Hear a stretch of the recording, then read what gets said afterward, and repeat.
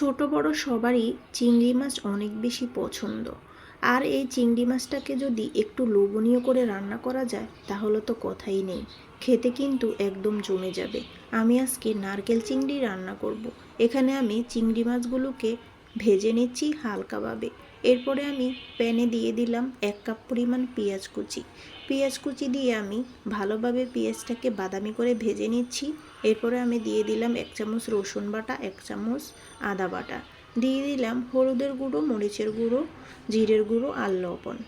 এরপরে আমি মশলাটাকে একটু ভালোভাবে কষিয়ে নিচ্ছি। দিয়ে দিলাম টমেটো ব্লেন্ড করে 4 চামচ। এরপরে দিয়ে দিলাম আমি 2 চামচ পরিমাণ নারকেল বাটা।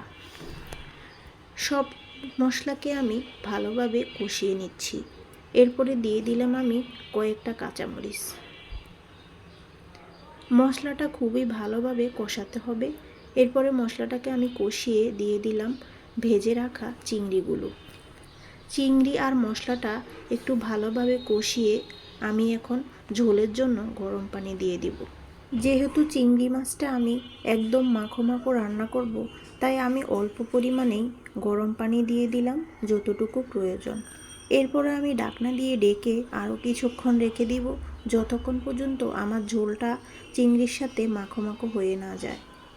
এই তো চিংড়ি মাছটা প্রায় রান্না হয়ে গিয়েছে। এখন আমি কয়েকটা আস্ত কাঁচামরিচ দিয়ে চুলার আঁচ একদম লোতে রেখে দিব, যেন আমার চিংড়ির কালারটা খুব সুন্দর আসে। এই তো আমার চিংড়িটা রান্না হয়ে গিয়েছে, কালারটা খুবই সুন্দর এসেছে। নারকেল চিংড়ি আপনারা না খেয়ে থাকলে আমার এই রেসিপিটি ফলো করে আশা করি একদিন খেয়ে দেখবেন, খুবই মজা হবে খেতে। নারকেল চিংড়ির রেসিপিটি কেমন হয়েছে কমেন্টে জানাবেন। আর রেসিপিটি ভালো লাগলে লাইক, কমেন্ট, শেয়ার করে পাশে থাকবেন। আল্লাহ হাফেজ।